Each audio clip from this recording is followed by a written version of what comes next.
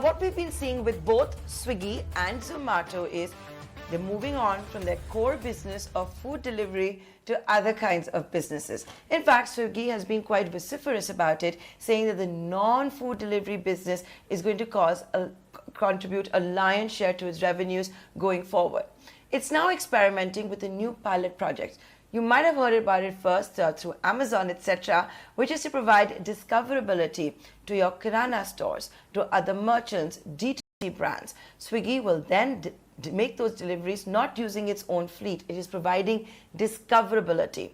It's called Minis. It's gone live on the App Store as well, and of course on both on Android and iOS. We asked Swiggy for a statement, and what they told ET Now is, we are continuously experimenting with ways in which we can delight our customers and enable our brand partners to succeed. We're currently piloting a platform called Minis on Swiggy that enables D2C brands, small businesses, individual entrepreneurs, all to showcase their offerings directly to lack of customers. Stay tuned in for more, unquote. Like I said, the delivery fleet of Swiggy is not going to be used. The idea, and something you've already seen on Amazon, Flipkart, is to have discoverability. So let's say your nearby Kirana store will also be there. D2C brands will also be there. SMEs will also be there. It's called Minis. What really stood out for me on Twitter was when I saw the co-founder of Nikhil Kumar taking to Twitter and saying that this is actually a validation for ONDC. Remember, that stands for Open Network for Digital Commerce.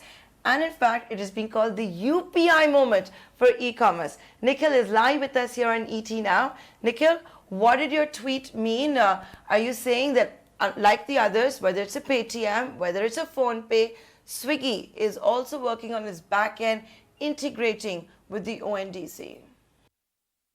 Hi, Nandara. It's so good to be back, as always. I think we've been talking of so many things of UPI for X, and I think this is probably going to become a trend in India, and we'll see more such platforms come across.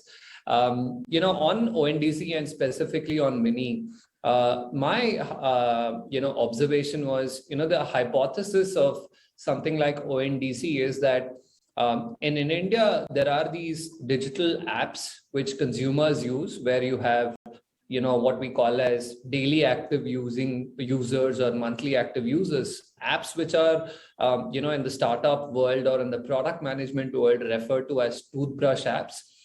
Basically, apps that are used as frequent as a toothbrush, and this implies that apps that you use every day. So the fundamental characteristic of these kind of apps are that they attract user traffic, that more and more people come to these apps every day.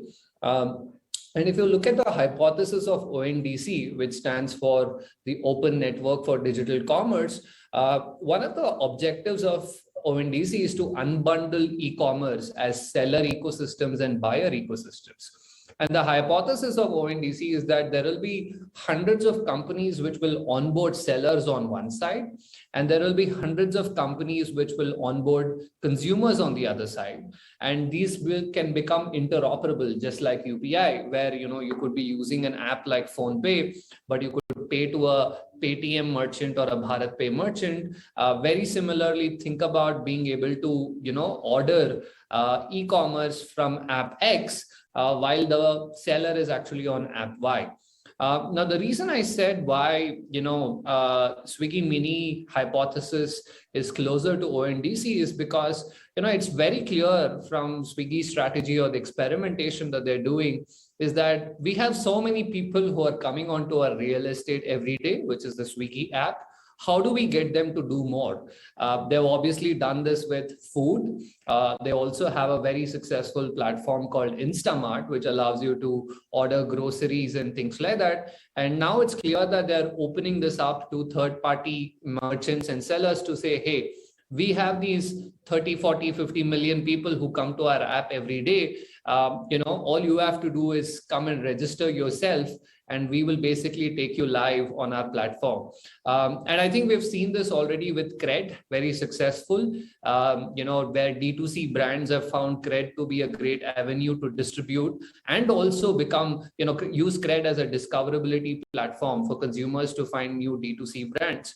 And I think there will be more such apps in the next few years, which may leverage networks like ONDC, and Swiggy Mini, for example, could be one of those biggest beneficiaries, which could have its own network of SMEs come on board, but also be able to get a large number of users from the ONDC network to also become available.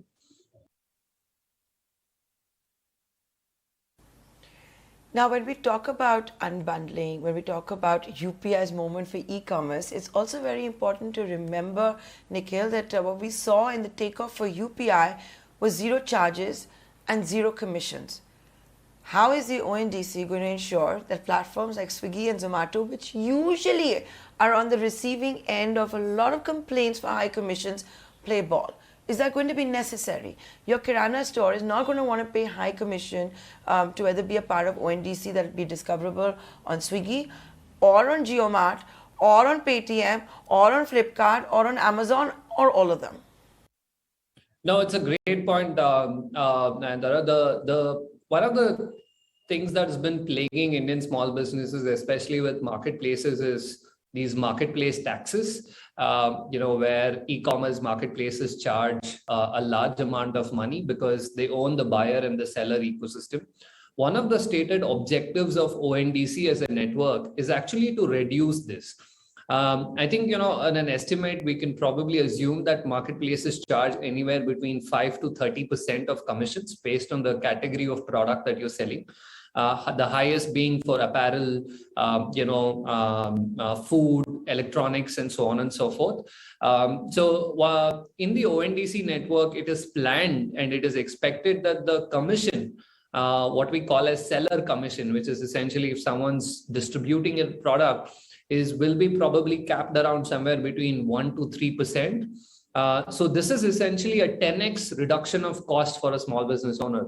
Imagine, Nayantara, if you're a businesswoman and if you're selling, let's say, a few products, instead of paying 20% to Amazon, you can actually get onto a platform like ONDC and actually become available in more platforms and not just Amazon, and and pay only 2% commissions instead of the 20% commission that you would have otherwise paid for Amazon.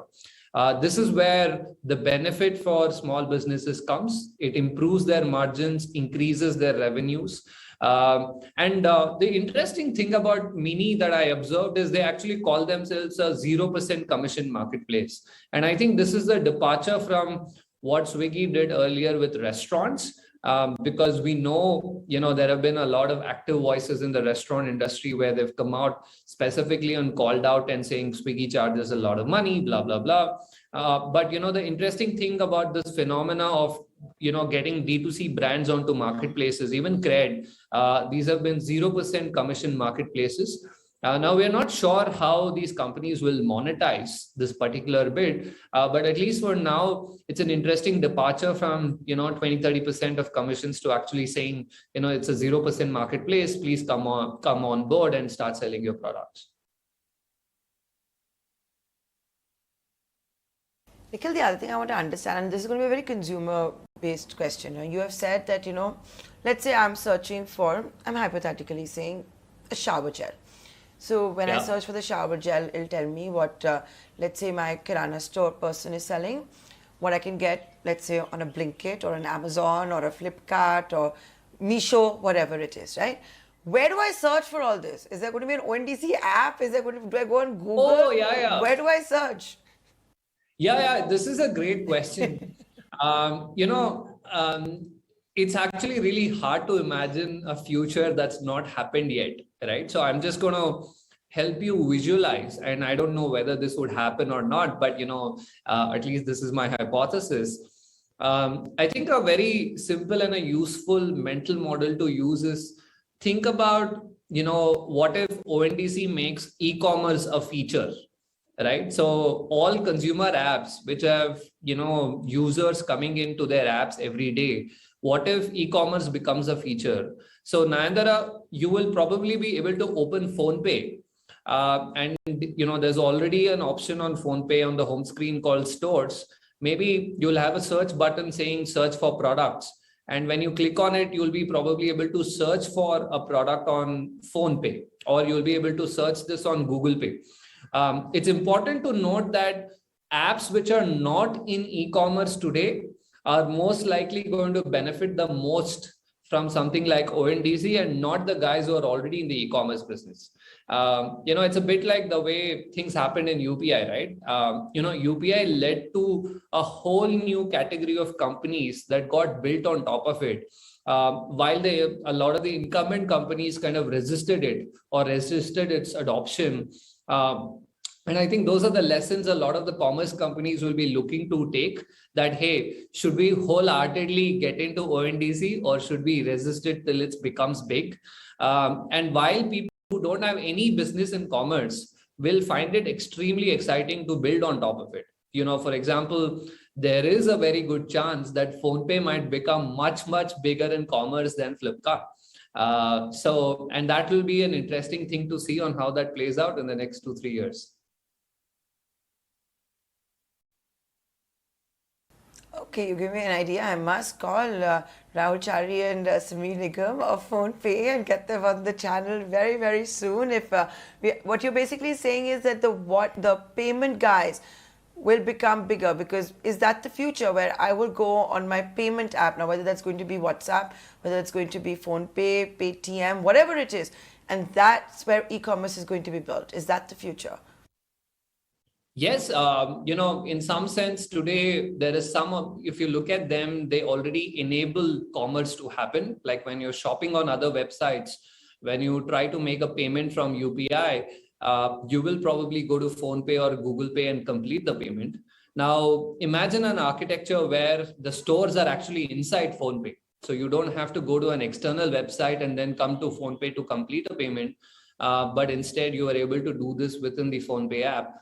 And that's really an exciting future, both, for PhonePe from a product perspective and also from a consumer's perspective. Because what ONDC can really enable is provide all these small businesses as an API. It's just not the PhonePe kind of guys. I expect a lot of innovation to happen where people may build group commerce. So imagine, a bunch of farmers could potentially buy agri products from an agri company. Together, people could build, local language search-based products.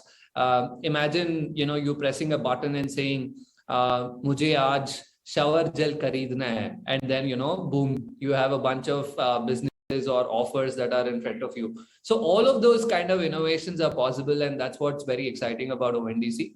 And I think, consumer internet companies in India, which have active users who come to their apps, will really benefit from ONDC as a network. Let's see if this is going to be the UPI moment for e-commerce. That is certainly the intention. You're seeing from folks like PhonePe, which are integrating their back end, looking like Swiggy is doing it. Many others are also doing it. And as always, we turn to Nikhil Kumar to demystify it all for you. Thanks once again, Nikhil, for being with us on ET Now. My pleasure, Nayantara. Thank you so much.